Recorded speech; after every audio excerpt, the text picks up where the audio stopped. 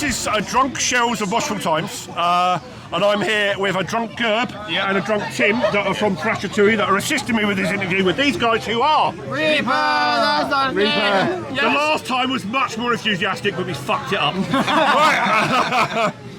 It's all your fault, really, wasn't it? It was my fault too, because I'm the only one that can press a button. But they will find a way to blame me.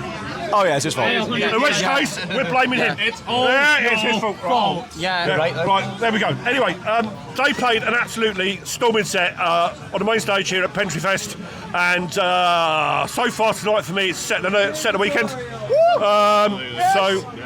We didn't suck. Did you hear that, bro? Yeah, it's actually going to be there on YouTube. But then again, who gives a shit about my opinion? So guys, brilliant set, absolutely fantastic. Nice one. Can't say enough good things about you. The whole stage presence of all of you was brilliant. And like I said before, seeing a bassist that actually plays the bass with his fingers and not with a pick. Again, big tick from me. Thank you very much. Yeah. Absolutely loved it. So how long? When was the last time you had a gig? Oh Jesus! Let me see. So as the four of us, October 30th of last year. Yeah. So the TLDR on that is played Manchester. That was sick. Played Bristol. That was funny. Next day meant to play Ipswich. Crashed my car. Oh yeah. I know how that feels. So that sucked. Why did you crash your car? I didn't think it would be funny if that's what you're asking, because it was. It was fucked. It was really scary. But everyone came out okay, fortunately. I saw on Twitter that Jen was like, "You guys all right?" Yeah, it was a bloody scary moment, man. But everyone came out okay, thank God, and that's the main thing. People can't, right? That's it. Yeah, these guys properly calmed me down because I lost my shit. Yeah, apparently, the guys were brilliant. And then after that, he went and fucking got what we assumed to be COVID. Yeah. So then we were like, well, we're down in. So then we had to play as a three-piece. Next gig we had to get a fill-in because he was still ill. And the last gig got postponed because of all the restrictions that didn't end up happening. Right. So we've been put off. Something a bit light-hearted. What's one of the funniest gig stories you've got? Hang on. There's definitely. I mean, we take the piss Or the most bizarre. So. Every gig is objectively hilarious. Oh no! Right, no. Northampton. God, yeah. You're taking Northampton. Explain Northampton. Yeah, go. All right. Go on then. Go on. Basically, we were. You need the microphone. I can't hear you here. You're gonna need the microphone. Come forward then. You're gonna need it. Do we need this one? Are we all good? Not you. You cannot have a microphone. Can't drive. Can the rest of Reaper just not have the microphone? Just sit there and say. Yeah, that's true. No, honestly, better interview. So we've been told that we need to speak up there by the cameraman. Oh yeah. Miss, I've held the camera for 10 seconds. I never thought my first heckle would be during an interview and not on stage. That's incredible. So anyway, you were going on about Northampton. So we were playing. Yeah. What was that story? So we were playing in Northampton, right? And we were doing. It was the first time we'd ever played Sigil from our album Stranger Than Fiction that you can listen to on Spotify. Follow us on Spotify. Might have to talk up because he's been a bit funny. No worries, I will lean in. Hello. So basically, we were at Northampton. It was the first ever show that we'd done Sigil at. And we were just vibing, and the gig went really well. It was one of the best shows we'd done down there.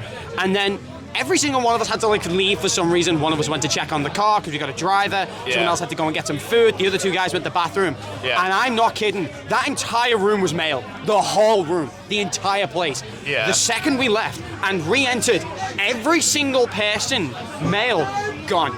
All gone. And every single person turned female. Every single one of them. The entire room just was full of women. It was like 10 seconds. It was like some Twilight Zone shit. And we were just like... Did you walk back in the same bar? Yeah, it was the same. Did you go to the right venue? It was a good feeling, just going to toilet, getting your tallywhacker out, doing your business, and then he means urinating. Yeah. Just to be very clear. No, and then you go in the toilet, and you come back about 30 odd seconds later, and the entire room has changed gender. It's amazing. It was fucking bizarre. Northampton is a bit like the Twilight Zone anyway. Yeah. Oh no, we found that out while we were doing it. So basically, guys, on a serious question, for both of you guys actually, what inspires you to play the instruments that you're playing right now? Oh, jeez. You want to take this first? The Arctic Monkeys. There are some bangers by the That is true. I mean, I don't know. I was just kind of bored. I wanted to play. You I picked wanted to up play the something else. I was like, bass seems kind of. I didn't even know what a bass was at the time. I think. And I was like, You like get a lot past the basin, basically just basically when on the guitar. oh yeah, I'm just. It's just a glorified wank session. You know, that's all the bass is. It's you know. It's like the swanky you want You know, yeah, mine's bigger than theirs. I'm not compensating. bass is edging. But I don't know. I also can't count past 4. So you know. So like you know, a bass player. So you know, but honestly, I just kind of fell into it, and I'm still do it. That is your inspirations, reasons for starting your instrument. Mine, honestly, was the Rev from Avenged Sevenfold. Yeah. So, yeah, 100%. Yeah, I'd never ever thought that I'd play the drums. Because I actually learned how to play guitar. What was the first song by them that you thought, fuck me, that's what I want to do? Critical Acclaim.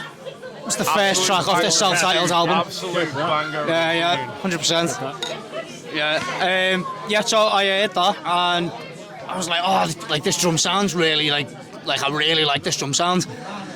So I started doing a bit of research. A really funny story from like the Rev, who's like the first album they did. He was like, he did it in one kind of take. He was like, yeah, because I got shit to do. Oh yeah. He just got shit done, and it was like, fucking hell, like did well for himself. Oh, absolutely. In the end, like, Talking of getting shit done, I'm going to reel it in a minute, right? Yeah. And so you guys now, obviously, you played your set tonight, right? First set back since October the 31st. Have you got much more lined up in the near future? Yes, sir. We got quite a bit. This year is going to be super fucking busy. a lot of stuff, yeah. You know more than me. The main guy. So basically, between now and the end of March, between other obligations and things that we're working on, we're going to be writing some songs. We've got 2 new singles that are going to be coming through this year that we aren't intending on. Okay, he's good. Yeah, but what's it called? End of March, on the 31st, we're playing the Half Moon in London, which is our first gig as a band in London that we have ever played. Thank God.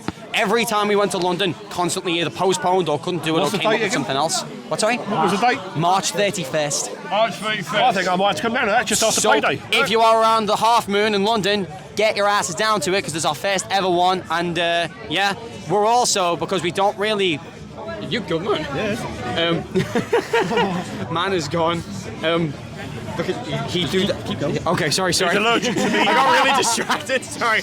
Yeah. So because lockdown happened, we're effectively calling March 22nd of this year our 10-year anniversary as a band. Fair dues. So we're going to be celebrating it in a pretty solid way towards the latter half of the year. We can't say what exactly, but we've got a lot of plans for tons of new material and a lot of gigs. You got big plans, but you can't say. A couple of them, yeah. But for the meantime now, the gigs that we've definitely got.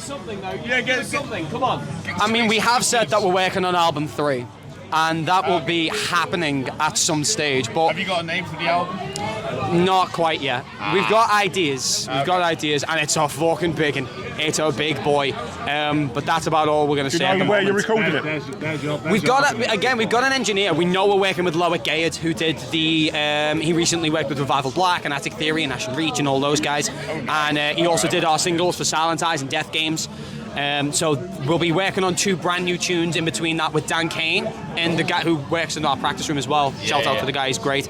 And yeah, we're going to be playing Half Moon in London on the 31st of March, Unearthed Festival on the 6th of May in Derby at the Hairy Dog, and then we're doing an album launch support with Bloodmoors at the end of the year, at the end of end of May. Fantastic. Bloodmoors are fucking great, dude. What's sorry? Which band was that? Bloodmoors. Alex Yes, sir. I believe that's going to be us as well. They are cracking band. There you go. There's another one for you. Yeah, man, they're very good.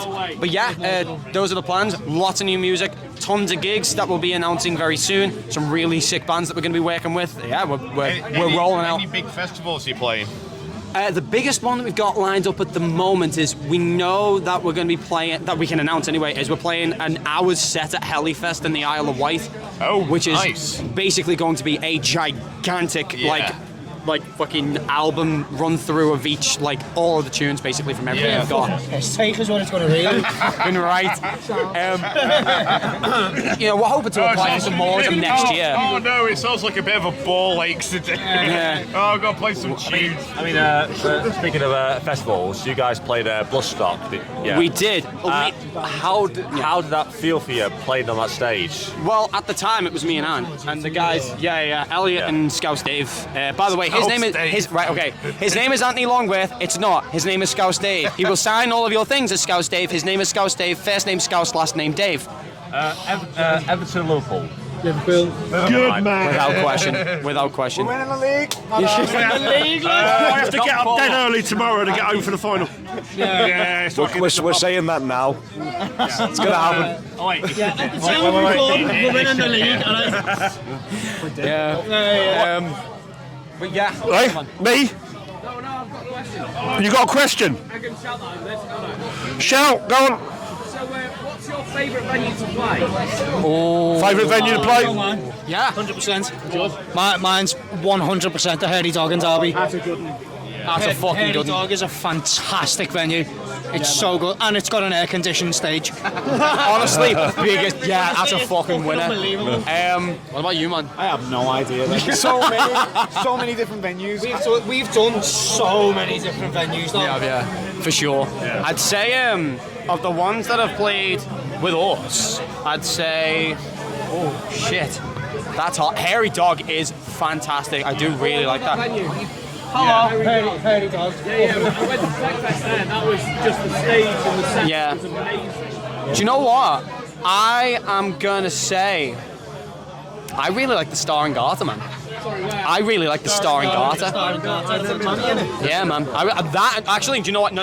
Star and Garter's good. Rebellion's my favourite venue. Well, it's half built now.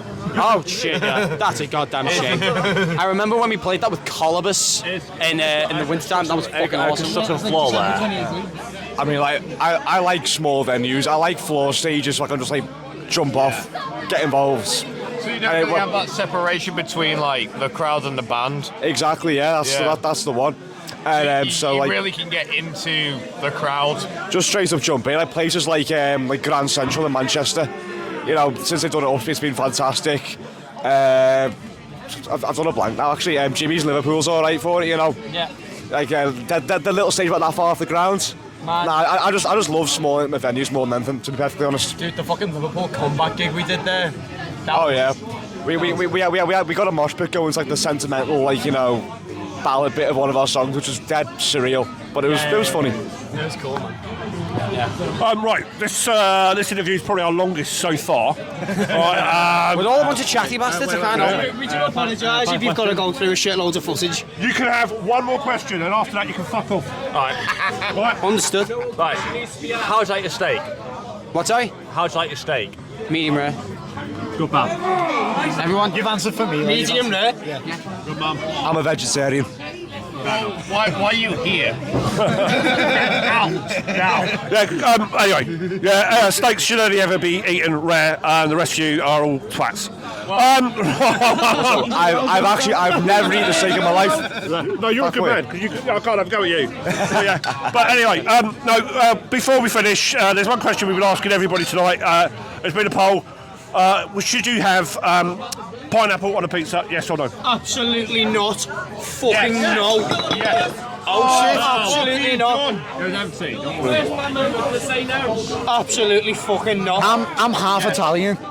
Putting pineapple on pizza is a fucking sin. You do not put pineapple on pizza. I worked as a pizza chef for 2 years, and I think you're all heathens. It adds a new dimension of taste. Fuck you all. I do not care. That's the best answer of the fucking night. Right? It's his question. Blame him. Right. Of course it's Of course it is. Fucking chef metal. Chef metal, man. Hell yeah. Anyway. Yeah, damn right. Anyway, this is Shells and Moshville Times with some other people that I'm too drunk to worry about right now, apart from these guys over here, because they've been fucking awesome. But once again, you are Reaper! Reaper. Bye, Mitch. Bye, Mitch. Bye, Mitch.